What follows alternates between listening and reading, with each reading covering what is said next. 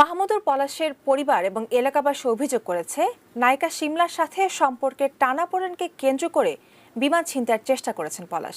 ছেলেকে বেয়ারা দাবি করে তার বাবা জানান, শিমলাকে নিয়ে বাড়িতে 2 বার এসেছিল সে। সোনারগাঁ উপজেলার পিরোজপুর ইউনিয়নের দুধঘাটা গ্রামের এই সরু পথ ধরেই মাহমুদুল পলাশের বাড়ি। আঁকাবাঁকা পথ ধরে এগুতেই এটি নিউজের পিছু পিছু অনেক সাধারণ মানুষ। বাড়ি চিনে নেয়ার ফাঁকে পলাশ সম্পর্কে একটু জানার চেষ্টা তাদের কাছে। হ্যাঁ, দেখছি ছোটবেলাতে মাদ্রাসায় পড়ছে, মাদ্রাসায় লেখাপড়া কইরা, মাদ্রাসা লেখাপড়া শেষ কইরা ঢাকা গিয়া চাকরি করছে। আমাদের এলাকার ছেলে পেলে আমরা জানি যে ভালো।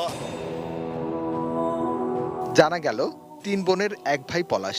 এলাকার প্রায় সবাই জানেন রূপালী পর্দার নায়িকা শিমলাকে বিয়ে করেছেন। আর একটু হেঁটে যেতেই পলাশের একতলা বাড়ি। গ্রামের শিশু থেকে শুরু করে পুরুষ মহিলা প্রায় সবাই হাজির বাড়ির সামনে।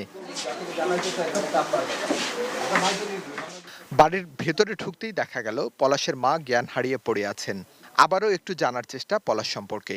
এ সময় পলাশের ফেসবুক ঘেঁটে দেখার পরামর্শ দেন স্থানীয় কয়েকজন। জানান, শিমলা ও পলাশের আদ্যপান্ত।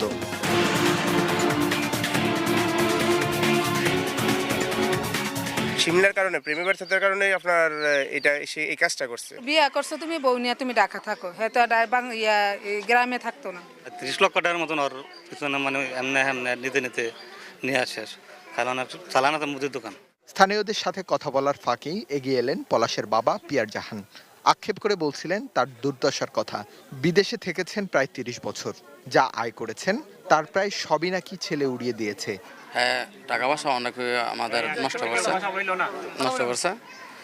তো যাই হোক, আগে অনেক টাকা পয়সা নষ্ট করছে। যে একটা কথা বলতে কি, যেমন বাপ মার অবৈধ সন্তান না, শিমলার রেখে বিয়ে করছে, অর্থাৎ শিমলার হাতে 20 বছর বয়সে বড়। তো 1 মাস পরে আবার আসলো। আসার পরে আমি বললাম যে তুমি হ্যার বিয়ে হয়েছে তোমাকে?